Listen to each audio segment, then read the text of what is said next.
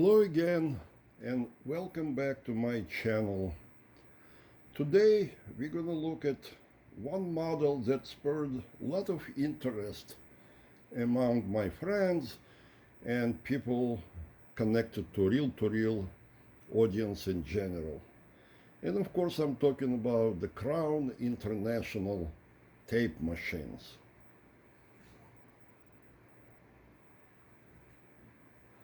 Why such an interest? Why this interest on my part, I would say?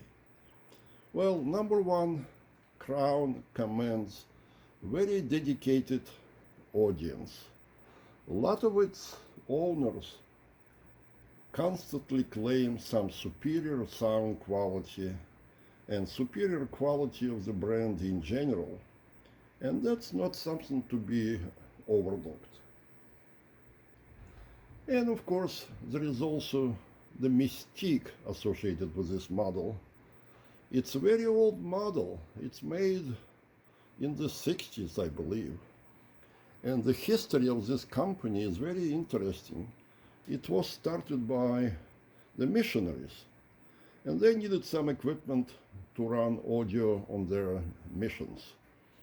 And therefore, they just started making equipment, amplifiers and stuff like that. Eventually, they graduated to designing tape recorders, and they became very successful at that. So since I started doing videos, I've been bombarded with requests of reviewing a Crown machine, and eventually, that's what it is. So that's what we're doing today. Naturally, the question became, which particular model should I procure and maybe enjoy and review? And very quickly it became obvious it would be the CX-822. No, that didn't come out right. It is the CX-822 model. Why this particular model? Well, I like the 8 series because it's more advanced than some Crown models. And this particular model is 2-track, 2-channel. That's exactly what I'm looking for. So having decided on the model, I started looking for one, and I found this particular piece in very good condition somewhere on eBay. I paid good price for it and brought it home, and right away it started having problems. It was clear that machine required pretty much a lot of tender loving care. I tried to do it, but I decided at some point that I would rather let the real Crown guru do it. And I contacted Chuck Ziska, and the machine went to him. A couple of weeks later, Chuck was done with the machine, and he's performed quite a bit of service. He installed some missing options, and he made sure that the machine was running just fine.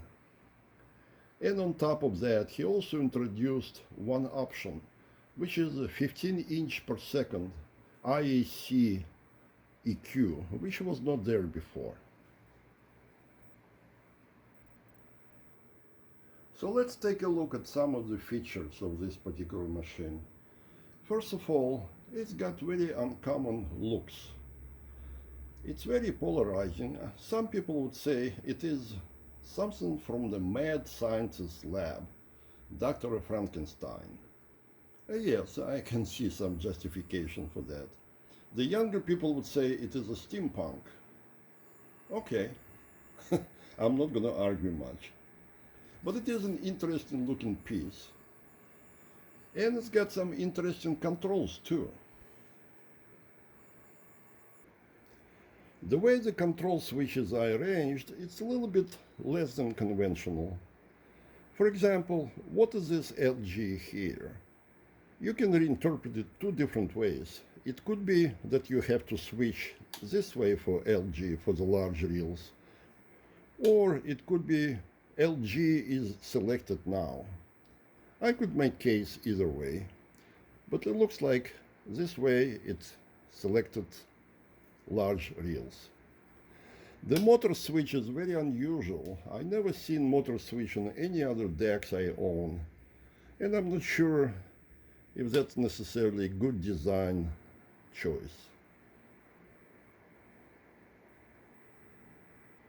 If you look at the tape path around the head block, you will see some interesting ideas. Basically, it's a straight line loading, which is nice, but it also has tape pressure pad on the recording head. So when the roller moves forward, you see it presses tape against the recording head, but also those glass pieces create very nice tape path. So I would say that's a good feature. On the other hand, this end of tape sensor is way too sensitive, so it has difficulty with most of the leader tapes. It will not start with leader tape in play. On the right side, you see pretty much normal controls for left and right, rewind and fast forward, stop and play. And right above the head block, you see the switch, the speed switch. And this speed switch is very unusual because it only has 2 positions, but the machine is capable of 3 speeds. So how do you do all that? It turns out that the pulley on the motor has 3 steps, and the lower 2 speeds are selected simply by moving that lever, pulling it out or pushing it in. However, when you would like to go to the high speed, you need to go on a large pulley, and that is done by hand. You simply go around the machine where it's open, and you move your belt to the largest pulley, all by hand. Well, it's something that you can do, but is it very convenient? No, not really. I guess the excuse is that back then, when the machine was designed, that particular speed was not very popular. I can accept that. And today, most of my use of this machine happens at high speed anyway, so I never change the speeds. A couple words about the reel clamps on this machine. Since it was designed long ago, it has this old-fashioned system where it relies on this pin to drive your reel. And if you look at most plastic or metal, even metal reels today, you will see that they have a hole for this particular pin. So it's not a problem finding this particular solution today or running the modern reels. However, you can do it better. You can take a very standard NAB adapter, and if you flip it upside down, you will see this hole in it. And that hole, of course, should go over this pin. Like that. Now the question is, how do you clamp it down? And there are a multitude of different ways, and this is my way of doing this. It's a little adapter I made with the thumb screw and the spring. And you simply put it over this shaft and clamp it down. It's a very nice solution, it's very functional, it holds the reel very securely in place. Couple more words on this machine's tape handling. Number one, there are no mechanical brakes. So as you can see, the reels spin very easily, very freely. So you have to consider that while putting the tape on the machine. You see, it got no tension.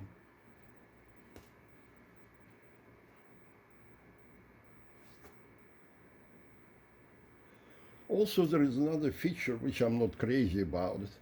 And that's something typically found in old machine. For example, Ampex, the 350 series. And the problem is the reel's sitting quite a bit above the top panel. I would say that's probably 3/8 of an inch space there. So if you allow the machine to run out of tape in fast rewind or fast forward, the tape has tendency of bundling below the reel. And if you let it happen, you can have a mess on your hands. So you have to watch for that. On more modern machines, of course, this particular gap is very, very small, so the tape will never get sucked under the reel. But with this machine, you have to be careful.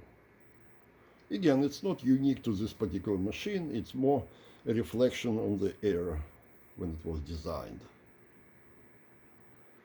When operating, the tape handling is generally good, but not without some problems. Sometimes you have too much of slack, and when doing fast rewind, there is some tendency for the tape to flap around, just a tiny bit. So you can tell that the tape is not under enough tension. And ideally, I don't know if there is an adjustment for that, but ideally I would like maybe talk to Chuck and ask him for their advice. Maybe it could be adjusted. It's not a deadly situation. You can work with this. And the pack is not bad at all, but I would love to see the tape under some tension. In terms of electrical performance of this machine, I'm using it only with its balanced outputs, and they are performing very, very well. We'll talk a little bit more about the sound quality a bit later, but enough to say right now that I have not seen any issues with balanced connections.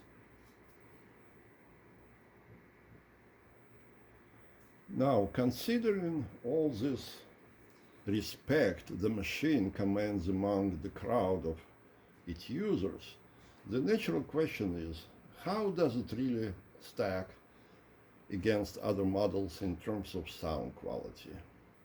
If you talk to crowd users, they will basically tell you that it is possibly the best machine for the sound quality out there, which is a very, very tall claim, and I'm a bit skeptical. So when we received the machine from Chuck, we immediately started using it as one of our reference machines. And the first observation very quickly was, it is a great sounding machine. In fact, it sounded better than some very respected models that we had on hand. I'm not going to name those other models, but take my word for it. Those are well-known, very respected, known for their sound quality, and also quite expensive machines, costing many times more than Crown.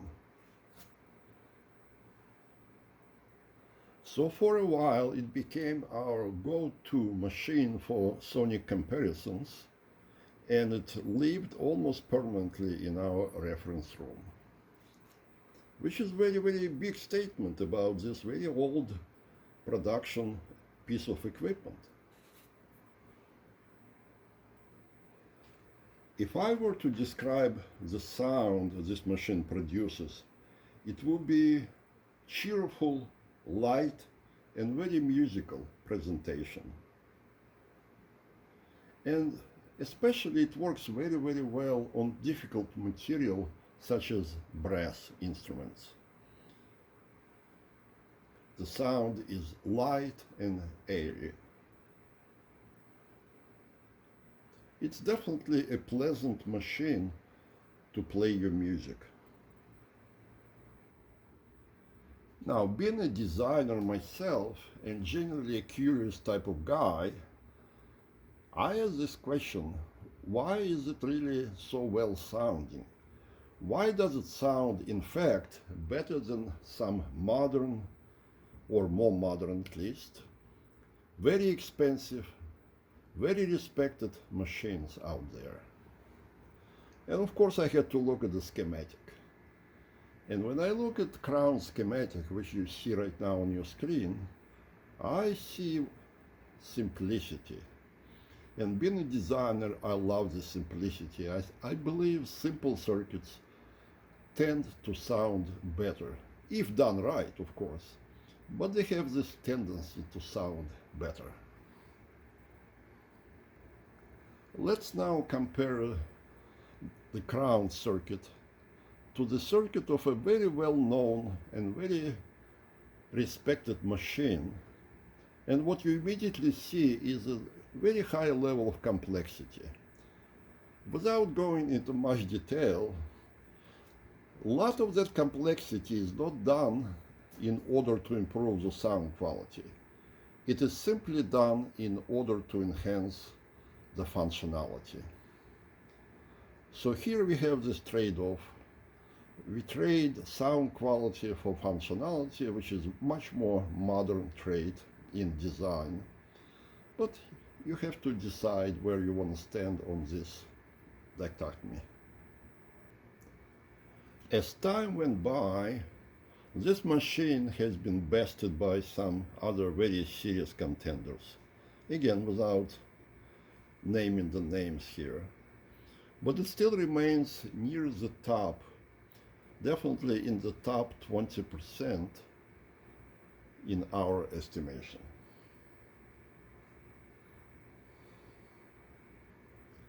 So that's a kind of a rough overview of this particular machine.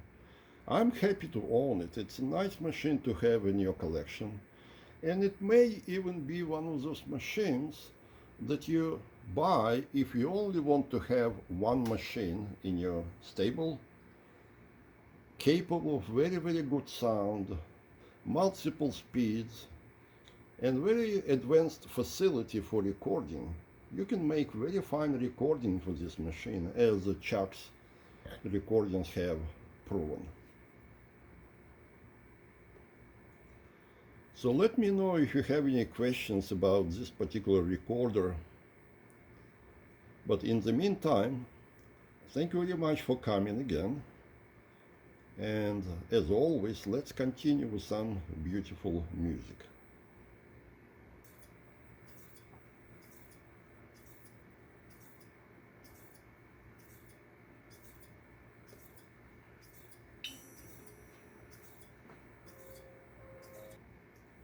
And as always, I forgot to switch my preamp out of mute.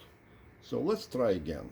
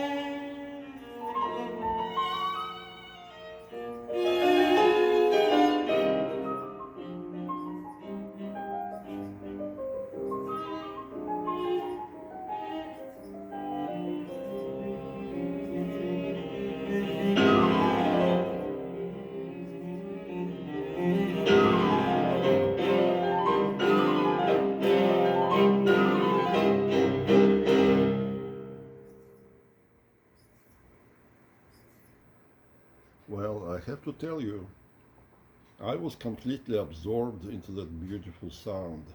This machine really can sing. There is no question about it. You probably noticed some other things like lack of tape counter. And yes, it's not the most convenient machine to use, but boy, that sound, it was something to die for. So with that in mind, thank you very much again for coming and see you next time. Bye bye.